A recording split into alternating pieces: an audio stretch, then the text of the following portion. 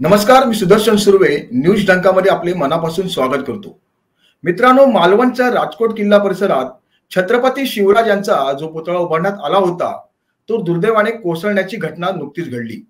या प्रकारानंतर महाराष्ट्रच नाही तर जगभरातल्या छत्रपती शिवाजी महाराज यांच्यावर निस्सीम प्रेम करणाऱ्या तमाम शिवप्रेमींना वेदना झाल्या. त्याच्यानंतर मात्र जे महाराष्ट्रात सध्या सुरू आहे ते जास्त वेदना देणारे ठरत आहे. यामध्ये दोषी असणारे जे आहेत त्यांच्यावर गुन्हे दाखल करण्यात आलेले आहेत. त्यांच्यावर कारवाई सुद्धा होईल. मात्र या राज्यातल्या राजकारण्यांना कशाचं राजकारण करावं आणि कशाचं करू नये याची सुद्धा जाणीव नाही. हा पुतळा उभारणीच्या प्रक्रियेत सुरुवातीपासून असलेले पर्यटन व्यावसायिक महासंघाचे अध्यक्ष विष्णू मोनकर आज आपल्या स्टुडिओमध्ये ऑनलाईन जोडले गेले आहेत. त्यांच्याशी आपण या सगळ्या विषयांवर बोलणार आहोत. नमस्कार मोनकरजी, आपलं न्यूज डंकाच्या स्टुडिओमध्ये स्वागत आहे. नमस्कार. नमस्कार. तर राजकोट किल्ल्यावरील छत्रपती शिवाजी महाराजांचा जो पुतळा उभारला होता तो कोसळल्यानंतर शिवप्रेमी आणि स्थानिकांची नेमकी काय भावना होती आणि यात राजकारण आणले जात आहे का? नाही, जे काय राजकोट किल्ल्यावर छत्रपती शिवाजी महाराजांचा जो पूर्णाकृती पुतळा कोसळल्यानंतर एक शिवप्रेमी म्हणून निश्चित ही घटनेकडे जेव्हा आम्ही बघतो तेव्हा ही दुःखद घटना आहे. राजांच्या अशा प्रकारे अपमान व्हावा हे महाराष्ट्र काय कोणच सहन करणार नाही. त्यामुळे निश्चितच जनभावना अगदी तीव्र आहेत. परंतु एक गोष्ट आहे की ज्या छत्रपती शिवाजी महाराजांनी हिंदवी स्वराज्य निर्माण केलं तर त्यांच्या कोसळलेल्या पुतळ्यावर मात्र महाराष्ट्रामध्ये राजकारण मात्र निश्चित होत आहे हे प्रकर्षाने जाणवतं. जे होणं गरजेचं नाहीये एक शिवप्रेमी म्हणून याच्यातून मार्ग काढून महाराजांचा जो हिंदवी स्वराज्याचा जो नारा आहे तो कसा परत उज्ज्वलित करता येईल याच्यावर काम होणं गरजेचं आहे असं मला वाटतं. तर गेल्या 8 महिन्यात इथे कोण कोण पुतळा पाहण्यासाठी आले होते आणि कोणी कोणी भेट दिली होती? म्हणजे आता राजकारण केलं जात आहे ह्या माणसांनी ते भेट दिली होती का? नाही, खरं म्हणजे दुर्दैव आहे की आता जेव्हा पुतळा कोसळल्यानंतर जी राजकीय मंडळी जी सामाजिक क्षेत्रात काम करणारी मंडळी ह्या पुतळ्याला भेट देत आहेत याच्यापैकी कुठलीही व्यक्ती हा जेव्हा नेव्हीने म्हणजे नेव्ही डेच्या माध्यमातून हा जेव्हा पुतळा उभा झाल्यानंतर गेल्या 8 महिन्यात मात्र ह्या ठिकाणी पोचली नाही. पण आज पुतळा मात्र ज्यावेळी कोसळलेल्या स्थितीत झाला तेव्हा मात्र प्रत्येक जण आपापल्या पक्षाचा बॅनर घेऊन मात्र त्या शिवप्रेमीच्या भावना दुखावण्यासाठी म्हणजे भावनेंवर मीठ चोळण्यासाठी मात्र अनेक संघटना वारंवार ह्या ठिकाणी येत आहेत आणि ही एक खेदजनक बाब आहे. हा पुतळा उभारला तेव्हा कोणी अशी दुर्घटना होईल अशी चिंता व्यक्त केली होती का? नाही, मुळामध्ये नेव्ही असा पुतळा उभा करते ही आमच्या इकडच्या स्थानिक लोकांसाठी एक अभिमानाची गोष्ट होती. त्यामुळे अशा प्रकारची चिंता व्यक्त होणं काही गरजेचं नव्हतं. परंतु आमच्या वाचनात मात्र जेव्हा आलेलं त्याच्यामध्ये काही छत्रपतींनी त्याची असलेली साईज किंवा त्याचं जे वर्णन आहे त्याच्यामध्ये काही आक्षेप नोंदवलेले होते. पण की पुतळा बाबा असा दुर्घटनाग्रस्त होईल किंवा अशी काही भीती व्यक्त करण्याचं कारणच नव्हतं. तर हा पुतळा उभारण्यात आला तेव्हा त्याचे उद्घाटन झाले तेव्हा लोकांमध्ये काय भावना होती?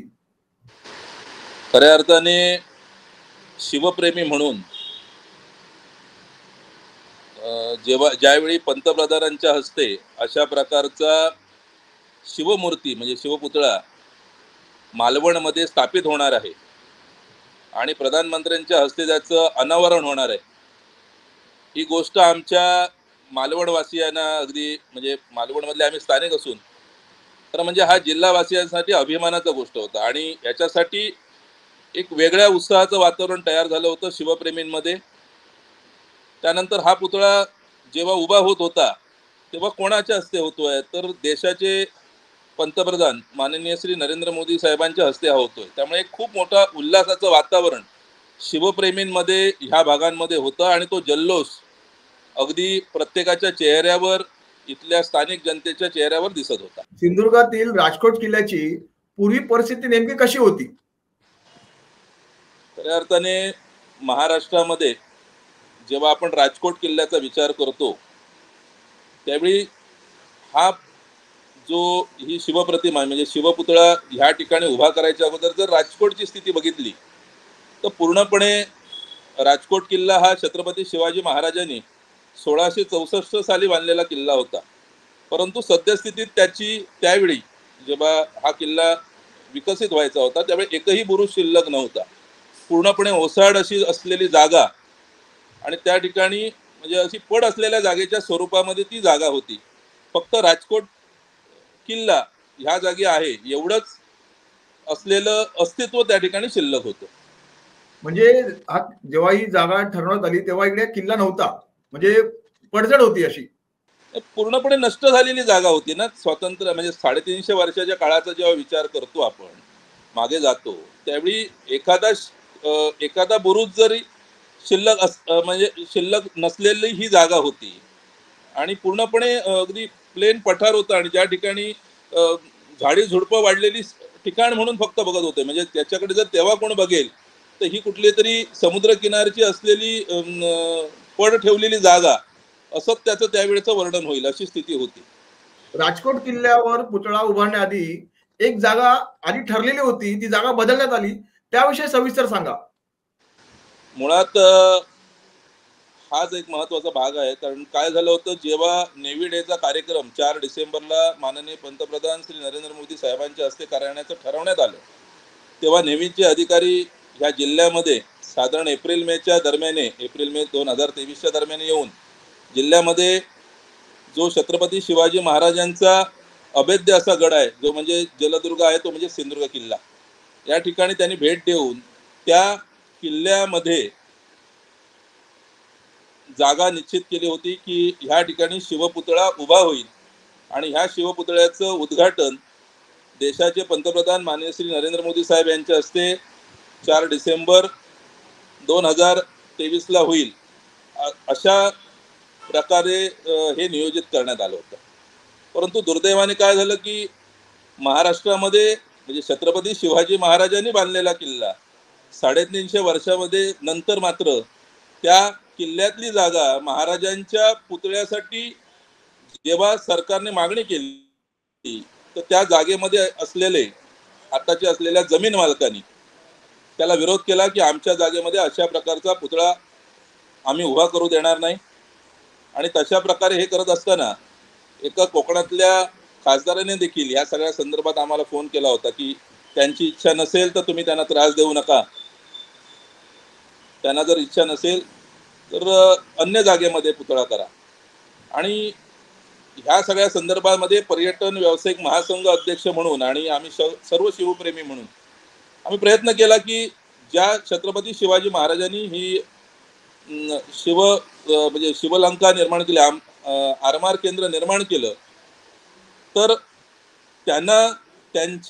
त्यांनी तयार केलेल्या ह्या सिंधुदुर्ग किल्ल्यामध्ये जर जागा मिळत नसेल तर ते चुकीचे आहे, तशी जागा मिळावी असा आमचा प्रयत्न होता. परंतु एक गोष्ट लक्षात आली की नेव्ही डेचा असलेला कार्यक्रम साधारण हे सगळं जून मध्ये लक्षात आलं की ही लोक जमीन सिंधुदुर्ग किल्ल्यातलीच जमीन राजाची जमीन राजासाठीच द्यायला तयार नाहीत.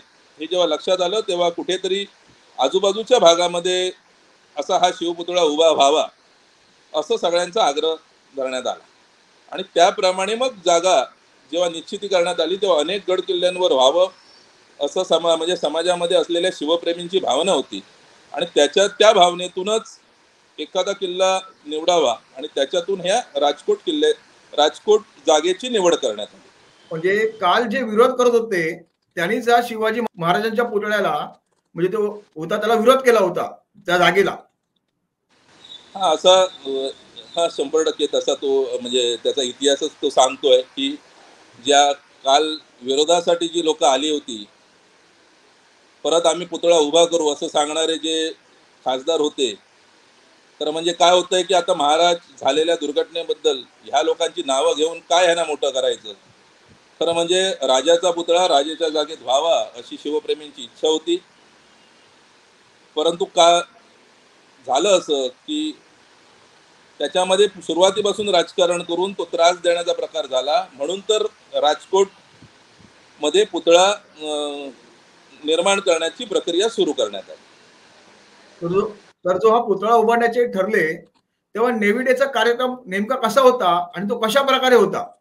मुळामध्ये 4 डिसेंबर 2023ला जेव्हा नेव्ही डेचा कार्यक्रम ठरला होता, त्याचं स्वरूप असं होतं की दरवर्षी नेव्ही समुद्र किनाऱ्यांवर त्यांचा असलेला जो वार्षिक कार्यक्रम सादर करत असते आणि ह्या वर्षी त्याची नेव्ही डेने या सुवर्ण महोत्सवी वर्षानिमित्त आणि महाराजांचा आरमार, जे प्रमुख आरमार केंद्र म्हणजे ज्या ठिकाणी द फादर ऑफ आर्मी असं ज्यांना उपाधी आहे ते छत्रपती शिवाजी महाराज यांच्या सिंधुदुर्ग किल्ल्या शेजारी हा कार्यक्रम आयोजित करण्याचं ठरवलं होतं.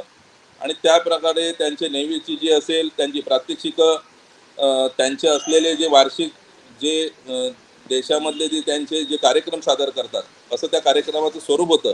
आणि त्याच्यासाठी पूर्णपणे प्रमुख हे मालवण शहर आणि आजूबाजूचा परिसर हा त्याच्यासाठी सजलेला होता. स्वरूप एकच होतं की नेव्ही एक आपला हर्ष उल्हासाने दर वर्षाचा कार्यक्रम नेव्ही डेच्या माध्यमातून साजरा करत असते. यावर्षी तो कार्यक्रम सिंधुदुर्ग जिल्ह्यामध्ये साजरा करण्याचं ठरवलेलं आहे. पुतळा उभारल्यानंतर पर्यटकांची संख्या कशी होती? नाही, निश्चितच पहिली महत्त्वाची गोष्ट एक लक्षात घेतली पाहिजे. आपण जसं मगाशीच म्हणालात की राजकोट किल्ल्याची पूर्वीची स्थिती काय होती, तर राजकोट किल्ला म्हणजे एक समुद्रकिनारी असलेली पड जागा अशी त्याची स्थिती होती. पण खऱ्या अर्थाने जर आपण आभार मानले पाहिजेत म्हणजे महाराष्ट्रातल्या जनतेने, तर ते म्हणजे महाराष्ट्र राज्याचे सार्वजनिक बांधकाम मंत्री रवींद्र चव्हाण तसेच ह्या जिल्ह्याचे पालकमंत्री ही त्यांच्याकडे जबाबदारी आहे. ह्या माणसांच्या कल्पकतेतून पर्यटन महासंघाने एका वेगळ्या ह्या सगळ्या भूमिकेमध्ये एक थोडासा आम्ही अध्यक्ष म्हणून आम्ही आणि आमचे सोबत असलेले शिवप्रेमी म्हणून पाठपुरावा केला होता की तो म्हणजे नवीन आपण ज्या ठिकाणी शिव पुतळा उभा करू तर महाराजांचे पुतळे अनेक ठिकाणी आहेत, पण जर तो आपण गड किल्ल्याच्या मोकळ्या जागेमध्ये उभा करत असू तर त्या ठिकाणी किल्ल्याची प्रतिकृती उभी करणे गरजेचं आहे, ज्याच्या माध्यमातून सिंधुदुर्ग जिल्हा हा पर्यटन जिल्हा आहे आणि त्या माध्यमातून इथे पर्यटनाला वाढ होईल.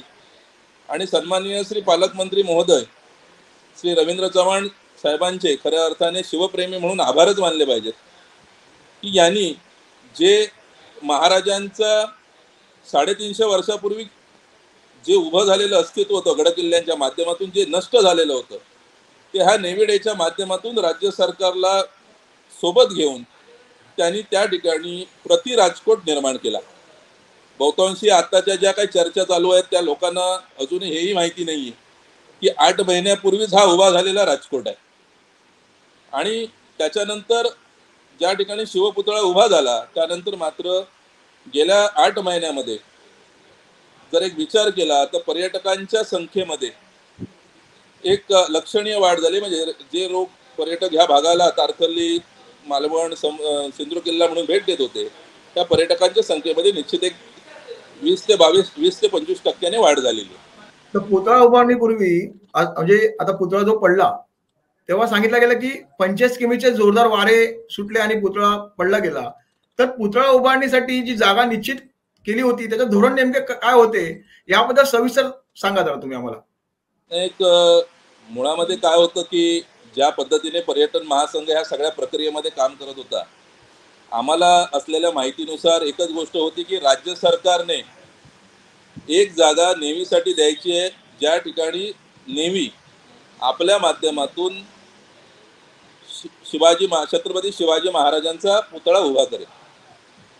त्याप्रमाणे ती जागा निश्चिती झाली. राज्य सरकारच्या माध्यमातून राजकोट जो पूर्णपणे नष्ट झालेला जो एक गड किल्ला होता तो पूर्णपणे अल्पावधीमध्ये उभारण्यात आला आणि एक जागा निश्चित करून त्या जागेवर हा पुतळा उभारण्यासाठी नेव्हीच्या जागेमध्ये ताब्यामध्ये ती जागा देण्यात आली. ही प्रक्रिया होती पुतळा उभारणीच्या वेळेस. याचे आम्ही साक्षीदार आहोत. तर पालकमंत्र्याचा नेमका काय रोल होता याच्या मागे? मुळामध्ये 2-3 गोष्टी आहेत की खरं म्हणजे जिल्ह्याचे पालकमंत्री श्री रवींद्र चव्हाण साहेब हे राज्याचे जरी बांधकाम मंत्री असतील तरी मात्र सिंधुदुर्गामध्ये जेव्हा त्यांनी पालकमंत्रीपद घेतल्यानंतर या सिंधुदुर्गामध्ये शिवप्रेमींसाठी अनेक सुखवाक गोष्टी त्यांच्या माध्यमातून घडलेल्या आहेत. सगळ्यात महत्त्वाची गोष्ट जी आपल्या माध्यमातून असंख्य शिवप्रेमींपर्यंत पोहोचेल ती मी सांगणं मला गरजेचं वाटतं. ह्या नेव्ही डेच्या माध्यमातून ज्या गोष्टी आणि पुतळा आहेच, पण अजून एक गोष्ट सांगणं गरजेचं आहे ते म्हणजे राज्यामध्ये 2 अशी स्थळं आहेत ज्याला शासकीय महापूजेचा मान आहे. एक आहे पंढरपूरचा विठोबराया आणि दुसरी गोष्ट ज्या ठिकाणी सिंधुदुर्ग किल्ला जेव्हा उभा करण्यात आला त्यावेळी समुद्रकिनारी तो उभा करत असताना ज्याचं पूजन करण्यात आलं ती जागा श्री क्षेत्र मोरयाचा धोंडा. तर ज्यावेळी पालकमंत्री म्हणून त्यांनी जबाबदारी घेतल्यानंतर 25 नोव्हेंबर 2023 रोजी या ठिकाणी पहिला महाराष्ट्रातला मंत्री छत्रपतींचा इतिहास या महाराष्ट्राला दाखवण्यासाठी त्या ठिकाणी त्यांनी जी काय शासकीय पूजेचा मान आहे त्याप्रमाणे त्यांनी त्या ठिकाणी 25 नोव्हेंबरला शासकीय महापूजा केली. त्याबद्दल आम्ही शिवप्रेमी म्हणून त्यांचे आभार मानतोच. पण त्याचबरोबर त्यांनी राजकोट सारखा म्हणजे एक नेव्हीच्या हाकेला हाक देऊन म्हणजे नेव्हीच्या डोक्यात एवढंच होतं की कुठेतरी एक शिवाजी महाराजांचा पुतळा उभा करायचा, पंतप्रधानांच्या हस्ते त्याचं अनावरण करायचं. पण एवढा उद्देश फक्त नेव्हीचा होता. पण ह्या नेव्हीच्या उद्देशाला पुढे जाऊन एक अखंड नवीन किल्ला जो गड किल्ला पूर्णपणे ढासळलेला होता तो पूर्णपणे निर्माण करण्याचं कार्य हे माननीय श्री रवींद्र चव्हाण साहेबांनाच जातं. आणि त्यांनी हे केलेलं कार्य एक शिवप्रेमी म्हणून पूर्णपणे आम्ही त्याचं समर्थन करतो. खूप चांगलं कार्य त्यांच्या हातून घडलं. आजही जिल्ह्यामध्ये जेव्हा आपण विचार करतो की राजकोट किल्ला हा त्यांनी उभा केला, त्याचबरोबर सार्वजनिक बांधकाम विभागाने महाराष्ट्राच्या इतिहासामध्ये पहिला असा किल्ला आहे की जो राजकोट हा सार्वजनिक बांधकाम विभागाने निर्माण केला. म्हणजे त्यांना हेडवाईज असा ह्याच्या अगोदर प्रयोग कधी झाला नव्हता जो त्यांनी यशस्वी करून दाखवला. आणि एवढ्यावर साहेब थांबले नाहीयेत.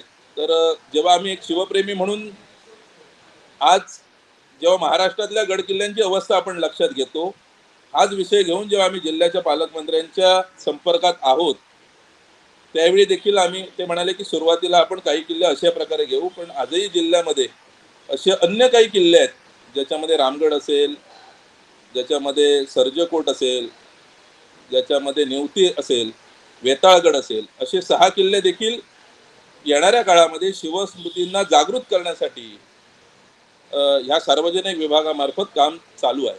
त्यामुळे खऱ्याच अर्थाने शिवप्रेमी म्हणून मी त्यांचा आभार मानतो, मी त्यांचा ऋणी आहे. छत्रपती शिवाजी महाराजांचा जो पुतळा कोसळल्यानंतर विरोधक जे राजकारण करतायत, सिंधुदुर्गवासियांचं नेमकं काय म्हणणं आहे आणि काय भावना आहेत सिंधुदुर्गवासियांच्या? तर काय झालंय की सगळ्यात महत्वाची गोष्ट शिवाजी महाराजांचा झालेला अशा प्रकारची जी दुर्घटना घडली आहे म्हणजे जे काय घडलंय पुतळा कोसळला ते खरोखरच आम्हा शिवप्रेमींसाठी ही म्हणजे दुःखदायक गोष्ट आहे. पण महाराजांचा जेव्हा एवढी गोष्ट ज्या म्हणजे मगाशीच म्हणाल्याप्रमाणे हिंदवी स्वराज्याचे निर्मात्यांच्या बाबतीमध्ये घडलेली गोष्ट ही गोष्ट म्हणजे आपण त्याचं रोज सकाळपासून टी व्हीमध्ये न्यूज चॅनलमध्ये जे काय आपण वाचतो आणि वारंवार त्या गोष्टी आपल्याला आठवल्या जात आहेत तेव्हा मला सगळ्या ह्या वेदना देणार आहेत. मालवणवासीय म्हणून आमची हीच विनंती आहे की आता कुठेतरी याच्यावर राजकारण न करता एक शिवप्रेमी म्हणून लवकरात लवकर जो ह्याच्यामध्ये ह्या सगळ्या प्रकारामध्ये झालेल्या घटनेमध्ये जी काय कमी होती त्याच्यावर त्या दोषींवर कारवाई होणं गरजेचं आहे. अशा प्रकारचा पुतळा म्हणजे तो उभा करत असताना मग हवेचा बदल असेल किंवा अजून काय बांधकाम करत असताना त्याच्यामध्ये स्ट्रक्चरल काय प्रॉब्लेम असतील किंवा दिलेल्या कॉन्ट्रॅक्टरचं काही गोष्टी असतील तर ह्याच्यामध्ये बदल करून म्हणजे जे काय आवश्यक असलेल्या गोष्टीची सुधारणा करून या ठिकाणी याची लवकरात लवकर चौकशी होऊन हा कशामुळे ही दुर्घटना घडली हे जनतेसमोर राज्य सरकारने नेव्हीने आणावं अशी आमची विनंती आहे. आजच काहीतरी असं मी वाचलं की आजच राज्य सरकार आणि नेव्हीच्या संयुक्त विद्यमानाने एक कमिटी गठीत झाली आहे. आपल्या माध्यमातून त्याही कमिटीला विनंती करतोय की ह्या लवकरात लवकर शिवप्रेमींच्या ज्या दुखवलेल्या भावना आहेत, हा पुतळा पडण्याचं खरं कारण जनतेसमोर आणून ह्याच्यावर मार्ग निघावा आणि लवकरात लवकर ह्या ठिकाणी राजकोट किल्ल्यावर पुनर्ता म्हणजे लवकरात लवकर त्या ठिकाणी शिव पुतळा स्थापित व्हावा. राजकोट जो पुतळा उभारला गेला त्यामध्ये सिंधुदुर्ग वासियांच्या नेमका काय भावना होत्या आणि राजकारण जे करतायत आणि राजकोट किल्ला जो आता आहे तो आता बंद केला आहे पर्यटनासाठी, तर सिंधुदुर्ग वासियांचं काय म्हणणं आहे? खरं म्हणजे राजकोट वासियांच्या अगदी म्हणजे महाराजांचा पुतळा कोसळल्यानंतर एक शिवप्रेमी म्हणून अगदी प्रत्येकाच्या उद्विग्न भावना आहेत, दुःखद भावना आहेत. म्हणजे असं ह्या गोष्टी घडता कामा नये होते. भविष्यात पुतळा उभा देखील होईल, पण शिवप्रेमींच्या मनामध्ये ही खंत कायम त्यांच्या हृदयामध्ये म्हणजे ती रेषा ओरबडलीच जाईल, म्हणजे त्याच्यात शंकाच नाही. पण एक गोष्ट खरी आहे की छत्रपती शिवाजी महाराजांचं आता जे काही राजकारण पुतळा जेव्हा कोसळल्यानंतर जे होत आहे ते त्याच्यापेक्षा भयानक आहे. तर म्हणजे आमच्या मते पर्यटन व्यावसायिक महासंघामध्ये च्या माध्यमातून आमची आपल्या चॅनलच्या माध्यमातून राज्य सरकारला विनंती आहे. तर म्हणजे आजच समजते की राज्य सरकारने ह्या संदर्भात एक कमिटी गठीत केलेली आहे. कमिटी गठीत केली आहे ज्याच्यामध्ये नेव्ही अधिकारी आणि राज्य सरकारचे अधिकारी येऊन त्याची चौकशी करणार आहे.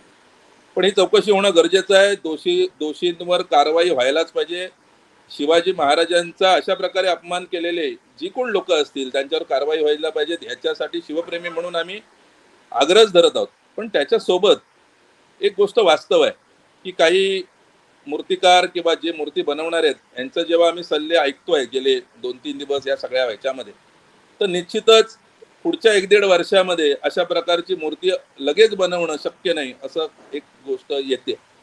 ते एक शिवप्रेमी म्हणून आम्हाला असं वाटतं की राजकोट किल्ला उभा होत असताना अजून एक गोष्ट जी मीडियाने कधीच सांगितली नाही ती आपल्या चॅनलच्या माध्यमातून जनतेसमोर जाणं गरजेचं आहे. ती म्हणजे हा राजकोट किल्ला हा एकतर मगाशीच आपण सांगितल्याप्रमाणे महाराष्ट्र राज्याचे सार्वजनिक बांधकाम मंत्री आणि या जिल्ह्याचे पालकमंत्री रवींद्र चव्हाण साहेबांच्या माध्यमातून हा महाराष्ट्रातला सार्वजनिक बांधकाम विभागामार्फत पहिला किल्ला आहे जो त्यांनी या 8 महिन्यापूर्वीच उभा केलेला आहे आणि जो आज अभेद्य असा आपल्याला दिसतोय. पण त्याच्यासोबत अजून एक गोष्ट घडली आहे ती म्हणजे ज्यावेळी सिंधुदुर्ग किल्ल्यावर शिवाजी महाराजांचा पुतळा उभा होत नाही हे लक्षात आल्यानंतर अनेक लोकांचं मत होतं की सिंधुदुर्गातल्या अनेक गड किल्ल्यांची नावं आली होती. तिथल्या शिवप्रेमींनी भावना व्यक्त केल्या होत्या की आमच्या अमुक भागामध्ये असे कोण रामगड असेल कोण अन्य किल्ल्यांवर ते शिवपुतळा उभा करा. मग कुठेतरी याच्यामध्ये कुठेतरी समन्वय व्हावा आणि शिवप्रेमीने एक दिलाने काम करावं म्हणून पर्यटन व्यावसायिक महासंघ अध्यक्ष म्हणून मी आणि माझे जे सोबती असलेले शिवप्रेमींनी राज्य सरकारकडे एक मागणी केली होती की सिंधुदुर्ग जिल्ह्यामध्ये जे गड किल्ले आहेत त्या प्रत्येक गड किल्ल्यावरची माती विधिवत रीतीने पूजन करून आपण कलश यात्रेच्या माध्यमातून आणून तो कलश एकत्ररित्या ह्या किल्ल्याच्या ज्या ठिकाणी मूर्ती उभी होणार आहे त्या ठिकाणी आपण तो प्रस्थापित करू आणि त्याला राज्य सरकारने त्यावेळी मान्यता दिली. खरोखर एक शिवप्रेमी म्हणून मी राज्य सरकारचा खूप मोठा ऋणी आहे. आम्ही सर्व शिवप्रेमी.